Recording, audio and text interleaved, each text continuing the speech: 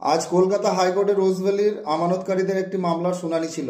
সেই শুনানিটা অলরেডি কিন্তু আজকে হয়েছে এবং আজকের শুনানিতে হাইকোর্টের বিচারপতির পরিষ্কার বক্তব্য ছিল যে ফরেনসিক রিপোর্ট, এটি ফরেনসিক রিপোর্ট করতেই হবে। যেভাবে দুর্নীতি হয়েছে, যেভাবে রোজভ্যালিতে দুর্নীতি হয়েছে, ফরেনসিক রিপোর্টের একটা দরকার। কিন্তু রাজ্যের পক্ষ থেকে ফরেনসিক রিপোর্ট না করার জন্য আজকে কোর্টকে সাফ জানিয়ে দেন। তাহলে এবার বুঝুন, খেলা শুরু হয়ে গেছে।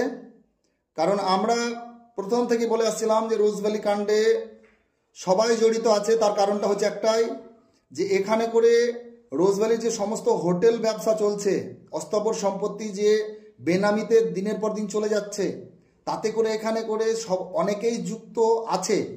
তাই এদের বিরুদ্ধে অ্যাকশন নিতে গেলে বৃহত্তর আন্দোলন ছাড়া বিকল্প কোনো রাস্তা নেই। তাই কাজেই আজকে কলকাতা হাইকোর্ট, ঠিক যেমন কলকাতা হাইকোর্টে জানিয়ে দিল রাজ্যের পক্ষ থেকে, ঠিক একইভাবে সেবি জানিয়েছে, একইভাবে আপনার আরও তদন্তকারী সংস্থা তারা জানিয়ে দিয়েছে তাদের নিজের বক্তব্য।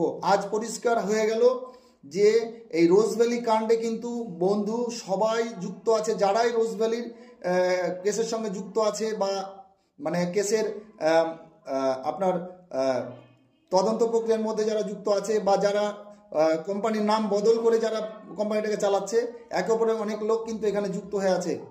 এইবার খেলা জমে গেছে। তাহলে আমাদের বক্তব্য যে কোম্পানিকে কেন তাহলে বেআইনি অর্থলগ্নি বলে কাস্টাডিতে রাখা হলো এবং আজও জামিন পাচ্ছে না, অথচ তার সমস্ত আমানতকারীদের প্রপার্টি কিন্তু আবার অন্য পথে লুট হচ্ছে।